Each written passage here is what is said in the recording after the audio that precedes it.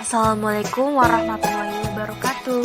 Halo semuanya, saya dari perwakilan kelompok 1 izin memperkenalkan kelompok saya yang terdiri dari Arba Intan, Erni Diasa Putri, Nisa Sania, dan Estiani. Di sini saya akan menjelaskan planning dalam manajemen keperawatan. Mohon disimak ya.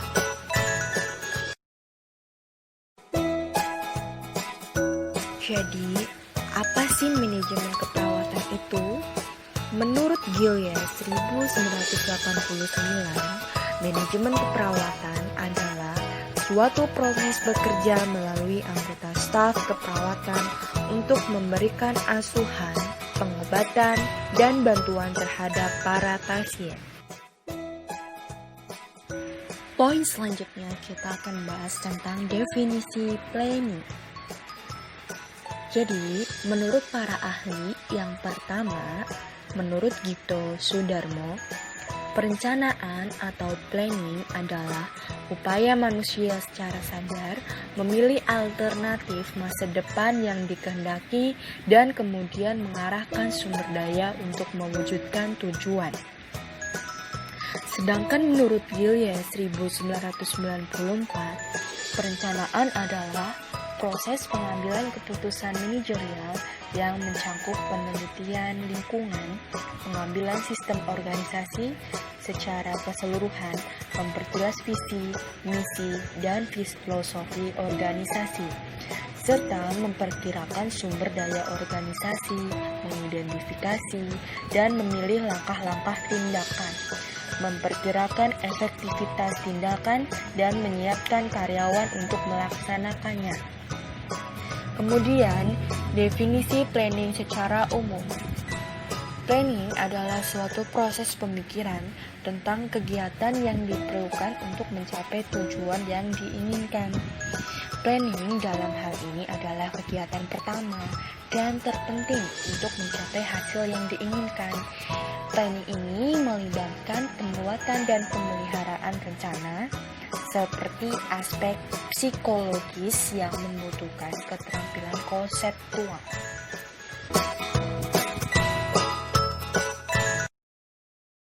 Kemudian, perencanaan atau planning dalam manajemen keperawatan itu dibagi berdasarkan jangka waktunya. Yang pertama yaitu perencanaan jangka pendek, yang kedua yaitu perencanaan jangka menengah, dan yang ketiga perencanaan jangka panjang.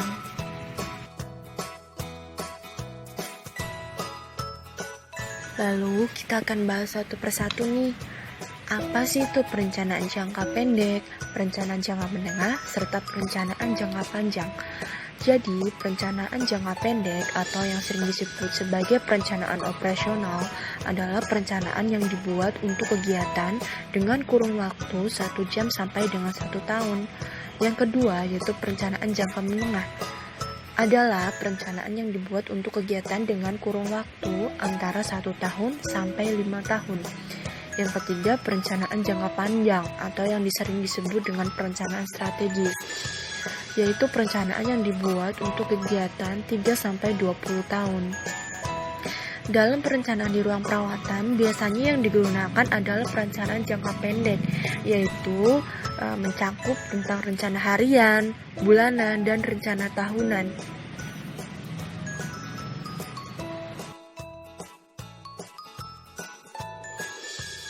Contoh planning dibagi menjadi 3. Yang pertama intervensi mandiri, yang kedua intervensi interdependensi, dan yang ketiga intervensi yang tergantung berdasarkan pada instruksi atau pesan. Mari kita bahas poin pertama nih. Intervensi mandiri melibatkan aspek-aspek perawatan profesional yang secara hukum dilakukan perawat dan tidak membutuhkan supervisi atau arahan dari profesi lain.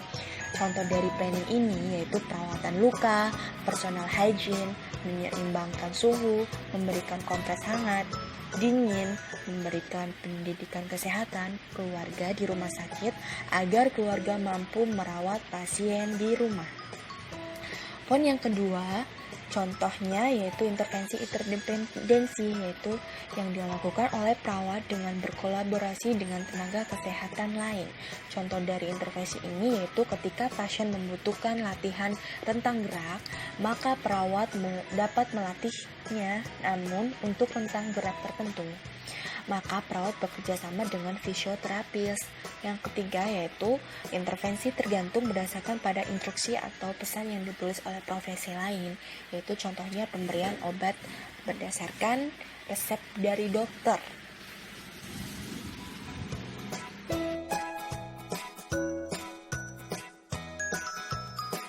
Sekian presentasi dari kami, kurang lebihnya mohon maaf ya. Terima kasih. Wassalamualaikum warahmatullahi wabarakatuh.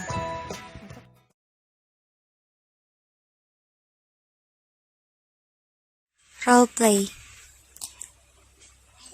Di sini ada kasus dengan keluhan gastritis atas nama Ibu Hana. Setelah 1 minggu dirawat, pasien diperbolehkan pulang karena kondisinya membaik. Dokter dan perawat berencana untuk melakukan tindakan discharge planning kepada pasien dan keluarga pasien. Assalamualaikum warahmatullahi wabarakatuh. Selamat pagi teman-teman. Gimana kabarnya hari ini?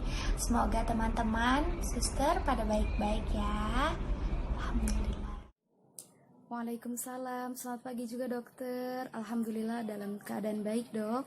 Baik, untuk kegiatan kita hari ini kita akan melakukan discharge planning pada pasien Ibu Hana karena keadaan sudah membaik ya, dan bisa melanjutkan perawatannya di rumah. Baik, untuk persiapan discharge planningnya bagaimana suster? Baik dokter, untuk persiapan discharge planning pada Ibu Hana sudah siap. Untuk status pasien dalam format discharge planning sudah disiapkan juga dokter.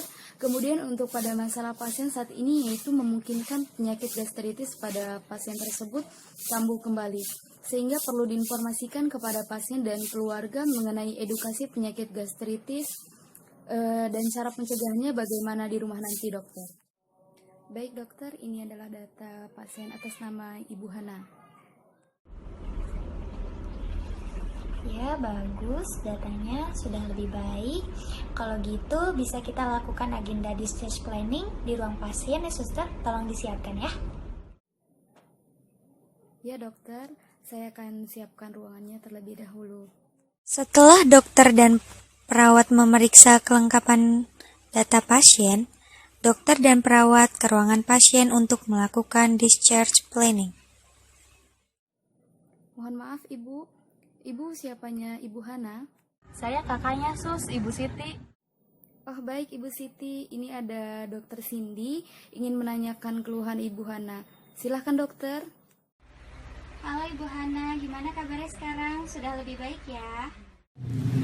Alhamdulillah, untuk sekarang sudah lebih baik dok keadaan saya. Dok, tapi katanya dia masih suka mual, terus masih suka sakit perut, dok. Iya Ibu, kalau lagi sakit mah makan apa aja nggak enak Ibu. Makanya Ibu kalau bisa Ibu makan sedikit tapi sering ya Bu ya, biar keisi perutnya. Untuk lebih jelasnya bisa dijelaskan oleh suster makanan apa yang harus dimakan, terus apa yang tidak diperbolehkan pada saat emah atau gastritis ya Bu ya.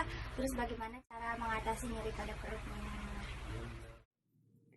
Oke baik Bu, saya akan menjelaskan kepada Ibu. Apabila anak Ibu merasakan nyeri di bagian perut lagi, Ibu boleh melakukan cara dengan mengompres air hangat, dan apabila Ibu mempunyai buli-buli hangat itu lebih bagus karena itu merangsang peristaltik usus lebih cepat gitu untuk meredakan nyeri ya Bu ya.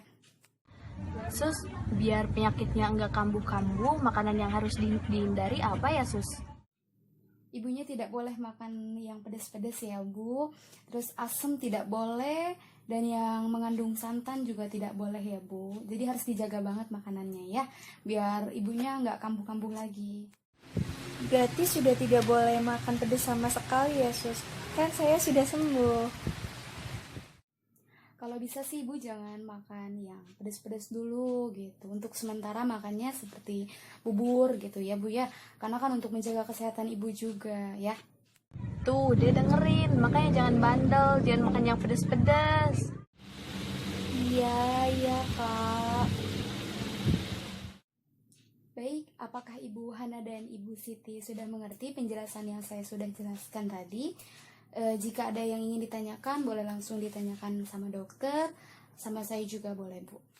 Tidak ada sus, sudah cukup jelas. Ya baik Ibu Hana, sekarang Ibu Hana udah boleh pulang ya. Tolong jaga kesehatannya, pola makannya juga dijaga. Dengerin kata susternya tadi bilang apa ya.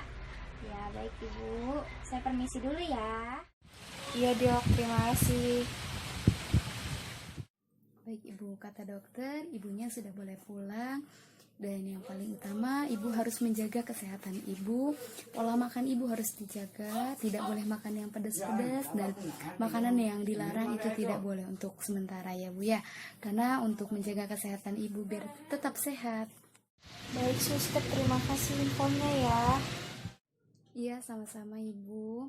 Untuk Ibu Siti bisa diurus data-data Ibu Hanan dulu ya sebelum kepulangan, seperti melengkapi biaya administrasi dan menandatangani data sebelum kepulangan pasien. Baik suster, terima kasih atas informasinya. Sekian role play dari kami untuk mata kuliah manajemen keperawatan. Kurang lebihnya mohon dimaafkan. Wassalamualaikum warahmatullahi wabarakatuh.